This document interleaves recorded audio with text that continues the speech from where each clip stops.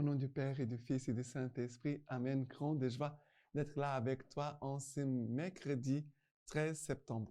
Et aujourd'hui, nous célébrons Saint Jean Chrysostome. Et je t'invite à partager la lecture divine avec tes amis. Et n'oublie pas de laisser like dans ton appareil. Regarde qu'il y a 2 signes comme ça. Tu marques, voilà, tu appuies sur ces signes. D'accord? Voilà, merci beaucoup. Et maintenant, la première lecture d'aujourd'hui, c'est Colossiens 3, à partir du verset 1er. Du moment, donc, que vous êtes ressuscités avec le Christ, recherchez les choses d'en haut, là où se trouve le Christ, assis à la droite de Dieu. Songez aux choses d'en haut, non à celles de la terre, car vous êtes morts et votre vie est désormais cachée avec le Christ en Dieu.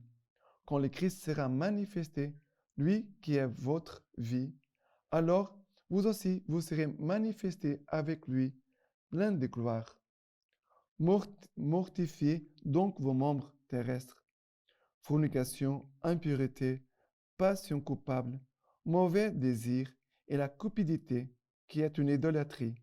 Voilà ce qui attire la colère divine sur ceux qui résistent.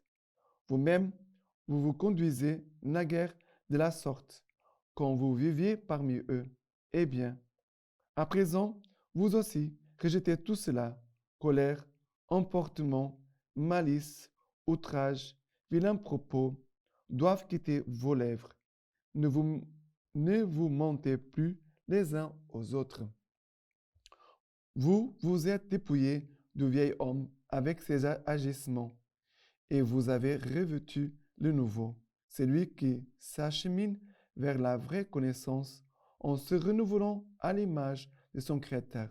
Là, il n'est plus question des Grecs ou des Juifs, de circoncision ou d'incirconcision, des barbares, des Scythes, d'esclaves, d'hommes libres. Il n'y a que le Christ qui est tout et en tout. Alors, ce passage de l'Écriture d'aujourd'hui commence par dire rechercher les choses d'en haut, là où se trouve le Christ, assis à la droite de Dieu. Chercher les choses d'en haut. À chaque jour, on doit se poser la question, Seigneur, que veux-tu que je fasse? Parce qu'on demande à Dieu, qu'est-ce que tu veux que je fasse? Déjà, le Seigneur est en train de nous donner la grâce pour pouvoir mettre en pratique ce que Dieu attend de nous. Et bien sûr que nous tous, nous avons des désirs, on cherche telle chose, on veut avoir telle chose, mais Saint Paul nous dit, il faut chercher les choses d'en haut et non pas celles de la terre. Et qu'est-ce qui se passe? Souvent, les gens cherchent les choses d'en bas et recherchent moins les choses d'en haut. Car c'est des choses en haut que nous devons vivre. Pour bien vivre sur cette terre, nous tous, nous avons besoin de chercher les choses, les biens d'en haut. Les biens qui ne passeront pas et qui nous aident à vivre bien sur cette terre. Parce que nous pouvons vivre bien sur cette terre ou nous pouvons vivre d'une façon mauvaise sur cette terre. C'est pour cela que Saint Paul nous dit chercher les choses d'en haut. Et on pourrait garder cette phrase aujourd'hui. Rechercher les choses d'en haut. Cherche les choses d'en haut. Et après, il dit car vous êtes morts. Morts pourquoi? Parce que nous avons quitté le péché. Nous sommes morts au péché et nous vivons pour le Christ. Mais c'est vrai que Saint Paul après, il va dire, mortifiez donc vos membres terrestres. Parce que notre corps terrestre, il a de bons désirs et de mauvais désirs. Une bonne volonté et de mauvaise volonté. Alors c'est pour cela que Paul va nous dire, mortifiez vos membres. Fornication, impureté, passion coupable, mauvais désir, la cupidité. Voilà qui va donner cette liste des choses qu'il faut rejeter. Il faut écarter de notre vie. Et après, il va encore rajouter, il dit, eh bien, à présent, vous aussi, rejetez tout cela. Colère, emportement, malice, outrage, vilains propos doivent quitter vos lèvres. Ne vous mentez plus les uns aux autres. Voilà, déjà ici, on a un examen de conscience que nous pouvons déjà faire. À partir d'ici, on peut déjà se préparer pour notre confession. D'accord? Voilà ce que Saint Paul nous dit pour vraiment dépouiller le vieil homme pécheur en nous, pour que nous puissions vraiment nous revêtir le nouveau homme que c'est le Christ. C'est la grâce de notre baptême. Nous avons rejeté au péché, nous avons choisi le Christ. Notre vie de chaque jour, nous devons choisir le Christ, suivre le Christ, nous revêtir du Christ et de chercher des choses d'en haut qui nous aident vraiment à vivre sur cette terre avec un bon témoignage. Donner un bon témoignage. Vraiment, Dieu nous aime et nous voulons aussi aimer Dieu de tout notre cœur, avec nos forces, tout notre être. D'accord? Maintenant, le psaume d'aujourd'hui, c'est le psaume 145, à partir du verset 2. Je veux louer le Seigneur tant que je vis. Je veux jouer pour mon Dieu tant que je dure. Ne mettez point votre foi dans les princes, dans un fils de la glaise, il ne peut sauver. Après le verset 10-11, nous dit ceci.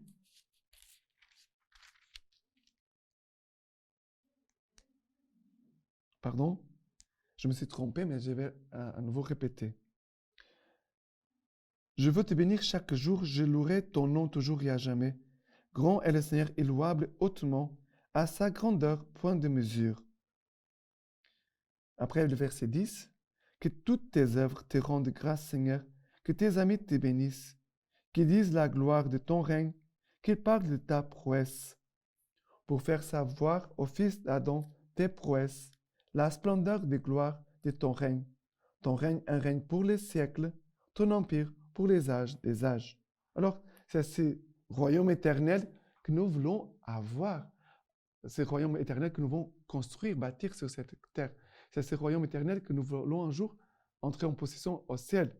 Mais le psaume commence en disant « Je veux te bénir chaque jour, je louerai ton nom toujours et à jamais ». Vraiment, la journée que le Seigneur nous donne aujourd'hui, c'est pour les bénir et le bénir chaque jour. C'est la prière continuelle. La prière continuelle. On doit avoir cette prière continuelle dans nos lèvres et aussi dans nos cœurs. Même si je ne prie peut-être pas tout le temps, parce que je suis en train de travailler, faire d'autres choses, mais au-dedans de nous, dans notre cœur, dans notre âme, on doit avoir cet esprit de Dieu qui prie en nous sans cesse. La prière, c'est la manifestation aussi de l'Esprit Saint en nous. D'accord? Et louer, bénir le Seigneur chaque jour. Je louerai le Seigneur toujours et à jamais. D'accord? Voilà un exercice pratique de garder cet esprit de prière. Et maintenant, l'évangile d'aujourd'hui, c'est Luc chapitre 6 à partir du verset 20. Et lui, levant les yeux sur ses disciples, disait, « Heureux vous les pauvres, car le royaume de Dieu est à vous. Heureux vous qui avez faim maintenant, car vous serez rassasiés. Heureux vous qui pleurez maintenant, car vous rirez.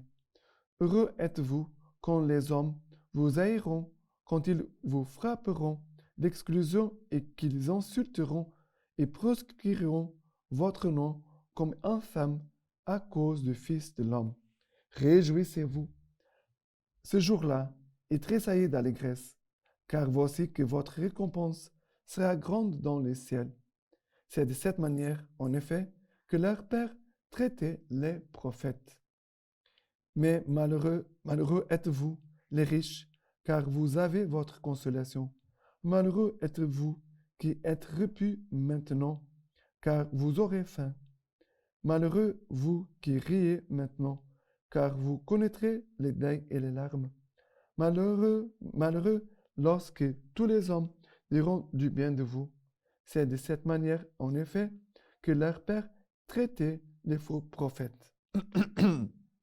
Alors, l'évangile d'aujourd'hui nous parle, la première partie, bienheureux, deuxième partie, malheureux. Et heureux, ceux qui sont pauvres, ceux qui ont faim, ceux qui pleurent, quand les hommes vous haïront, que vous frapperont d'exclusion, que vous insulteront. On pourrait dire ici, on dirait, mais qu'est-ce que c'est positif?